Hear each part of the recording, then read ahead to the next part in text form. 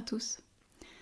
Dans ce podcast du chamanisme, dans cet épisode, j'ai envie de vous parler des animaux totems, ou comme j'ai tendance à les appeler personnellement selon ma pratique, les animaux de pouvoir. Dans les mondes chamaniques, il y a différentes strates, différents mondes dans lesquels on peut voyager lors du voyage chamanique ou dans lesquels voyagent les chamans pour pouvoir aller à la rencontre des esprits, pour pouvoir aller travailler dans les réalités invisibles. Ces mondes-là, ce sont les mondes chamaniques. Et dans la pratique que j'ai, qui est la pratique du core chamanisme, qui est enseignée par la FSS, qui a été une pratique qui a été créée par Michael Harner, on aura l'occasion d'en parler dans un autre épisode, et bien dans cette pratique-là, on va voyager dans différents mondes, dans les 3 mondes de la réalité chamanique. Ces mondes chamaniques, c'est donc le monde du haut, le monde du bas et le monde du milieu. Chaque monde a ses différents esprits, c'est-à-dire que les esprits ne vont pas avoir les mêmes particularités, les mêmes personnalités et les mêmes éthiques d'un monde à l'autre. Et on va donc trouver les animaux de pouvoir dans les mondes du bas. On parle d'animaux de pouvoir parce que les animaux totems, c'était bien et c'est encore toujours les animaux que l'on met en haut d'un totem, la représentation d'un esprit animal qu'on met en haut d'un totem. Ces esprits-là, ce sont des esprits animaux du même ordre que les animaux de pouvoir, seulement les animaux totems vont être des esprits qui vont protéger la communauté, qui vont être là pour être en reliance avec la communauté, qui vont avoir un rôle particulier dans cette communauté, dans ce village, dans ce groupe d'humains, en tout cas, dans lequel il est utilisé, érigé, avec lequel ils ont une relation. Donc c'est pour ça qu'on va distinguer animaux totems et animaux de pouvoir, parce que les animaux totems étant un esprit animal de pouvoir, sont des esprits animaux qui sont vraiment en lien avec la communauté et que l'on érige en haut du totem. D'un totem. Voilà. Donc sur internet on entend beaucoup parler d'animaux totems parce que ça fait référence aux différentes cultures en fait ancestrales et à d'autres cultures que notre propre culture occidentale qui ont des représentations d'esprits etc. et qui parlent d'animaux totems très souvent parce que ça fait partie de leur culture.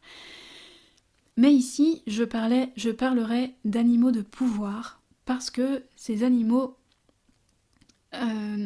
ne sont pas que des animaux qui vont être là en reliance avec le groupe, en reliance avec la communauté et pour protéger la communauté, mais les animaux de pouvoir que l'on rencontre dans les mondes du bas sont des esprits qui sont d'un amour inconditionnel, qui sont là, qui ont décidé de rentrer dans ces mondes chamaniques après leurs différentes vies sur Terre, qui ont décidé de se mettre au service des humains, qui ont décidé de venir nous aider et qui, à travers leur amour inconditionnel, à travers l'aide qu'ils peuvent nous apporter,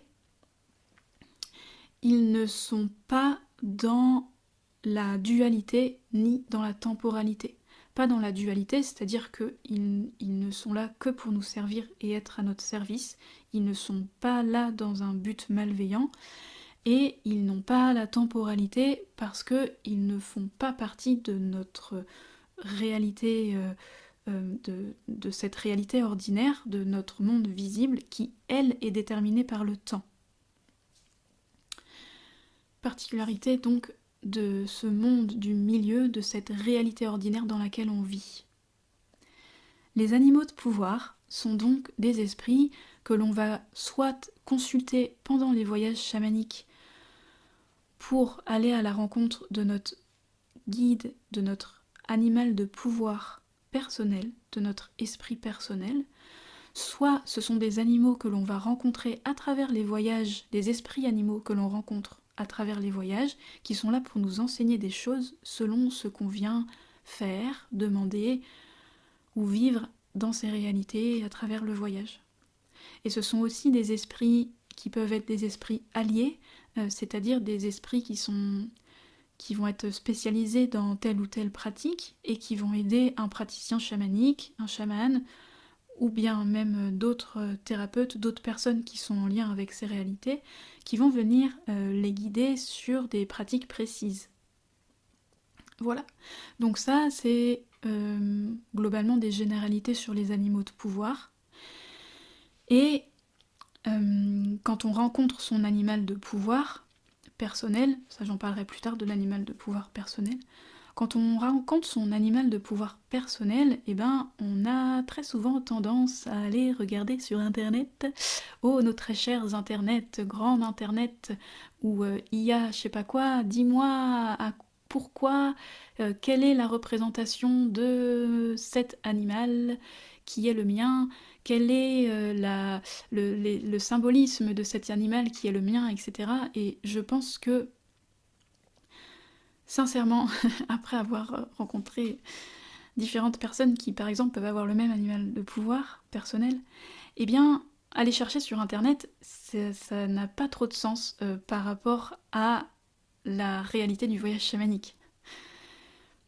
Parce que notre animal personnel, il est vraiment là pour nous.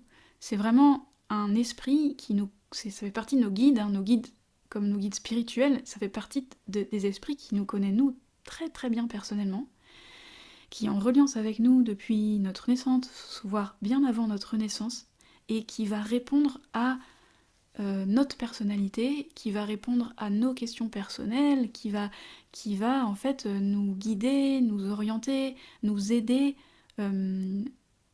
au quotidien, dans nos actions, et à travers des messages aussi, dans le quotidien, qui va être toujours là pour nous, qui va pouvoir nous guider au travers de nos voyages dans les réalités chamaniques, et qui va toujours être là pour nous, pour répondre, enseigner, soigner nous-mêmes, nous personnellement. Et cet animal de pouvoir, cet animal qui est le tien, il répond à un symbolisme, il répond à des qualités, il répond à des forces qui te sont personnelles.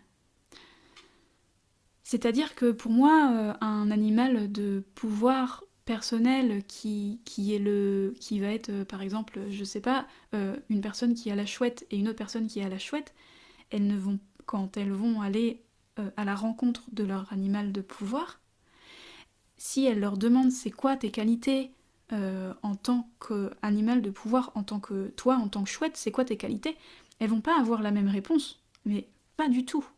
Pas du tout, du tout. D'une part, parce que, bien, c'est leur esprit animal de pouvoir à eux, donc qui est étroitement lié à leur personnalité, qui est étroitement lié à la personne, à ce qu'elle a besoin de vivre sur Terre, à l'aide qu'elle a besoin des alliés, à l'aide qu'elle a besoin de ses propres guides. Et l'autre personne, eh bien, si elle va demander également, elle va pas du tout avoir les mêmes réponses. Donc, voilà déjà pour un point, et d'un autre point, ça ne va pas du tout être les mêmes symboles et les mêmes qualités, parce que quand on voyage dans ces réalités chamaniques, les esprits vont se présenter à nous en tant qu'être individuel, personnel, ayant sa propre culture, ayant ses propres expériences, ses propres émotions, sa propre perception de la réalité, perception de la vie, perception des concepts, perception symbolique grâce à ce qu'elle a vécu, la personne. Eh bien, les esprits, ils viennent nous communiquer à travers notre propre symbolisme, à travers notre propre vécu, à travers ce que veut dire personnellement, intrinsèquement, viscéralement un mot pour moi, un symbole pour moi. Mais moi, ce symbole-là et ce mot, eh ben, il va prendre une signification différente s'il est chez quelqu'un d'autre.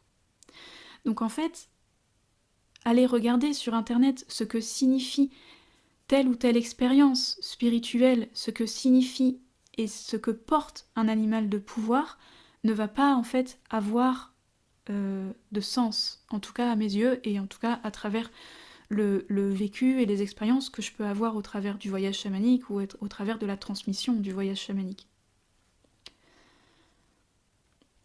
cette perception, en fait, cette symbolique et cette compréhension de ce qu'on peut vivre à travers le voyage chamanique et de ce qu'on peut percevoir de la réalité non ordinaire, donc la réalité invisible. On en reparlera plus tard parce que je vais vous faire un épisode sur le mental et sur c'est quoi le rôle du mental et c'est quoi son rôle et surtout c'est quoi les doutes que je peux avoir quand j'ai des expériences justement transcendantales ou des expériences de l'invisible. Bah, forcément au début on a toujours les doutes et même des pratiquants avancés ils vont avoir des doutes certaines fois, mais ces doutes ils ont leur place et ce mental il a sa place également et je vous ferai un épisode là-dessus par rapport à la symbolique qu'on peut avoir dans les voyages chamaniques. Donc pour en revenir à l'animal de pouvoir personnel, c'est le premier esprit esprit personnel que l'on va rencontrer quand on fait des voyages, quand on apprend à voyager, en tout cas dans le corps chamanisme que je pratique. C'est le premier esprit que l'on va rencontrer parce que c'est l'esprit qui est le plus proche de nous. C'est l'esprit que l'on va connaître intimement et c'est lui qui va nous guider dans tous les voyages. Peu importe où l'on va, peu importe ce qu'on fait à travers ces voyages, ou même ce qu'on fait à travers les différentes pratiques chamaniques, parce qu'il n'y a pas que le voyage, mais il y a tous les rituels, les pratiques, les quêtes de vision, voilà, toutes les pratiques en fait qu'on peut faire à la fois dans la matière et dans le voyage. Eh bien, c'est notre animal de pouvoir en fait qui va nous guider. Et ces animaux de pouvoir, ils nous connaissent sur le bout des doigts, ils nous connaissent même plus loin que le bout des doigts. C'est impressionnant quand on pose des questions, quand on demande de l'aide, des guidances, etc. Ils vont tout de suite être au rendez-vous. Ils vont toujours apporter en fait des réponses très très pertinentes et nous apporter la réponse dont on a besoin au moment où on le demande. Voilà, donc des animaux de pouvoir, il peut y en avoir de tout type.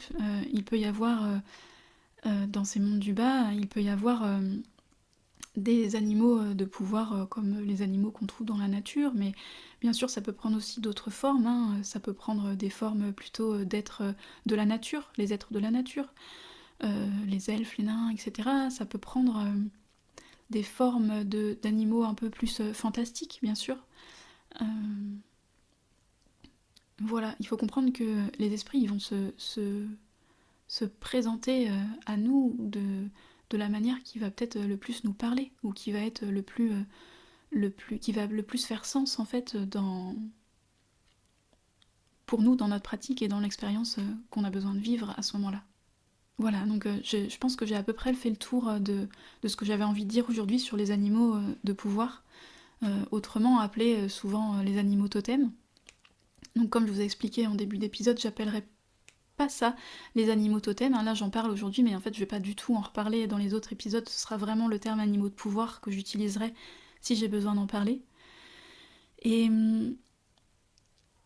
si tu souhaites toi partager, peut-être que tu n'es pas d'accord avec moi sur le fait de par exemple de ne pas aller regarder sur internet, ou peut-être tu utilises des oracles sur les animaux totems, du coup souvent c'est marqué animaux totems, eh bien, n'hésite pas à partager tes expériences, ce serait avec joie de les recevoir et aussi de les partager sur d'autres épisodes, peut-être pour rebondir dessus.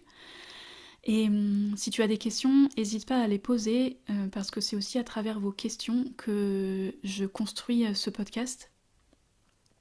Et c'est toujours un plaisir d'avoir des retours de votre part sur mes épisodes et sur ce qu'on partage ici. N'hésite pas à venir mettre 5 étoiles sur ta plateforme de podcast préférée parce que c'est ce qui va m'aider à faire connaître ce podcast. Et n'hésite pas surtout à le partager et à le partager autour de toi. Je te souhaite une très belle journée et à bientôt dans le podcast du chamanisme.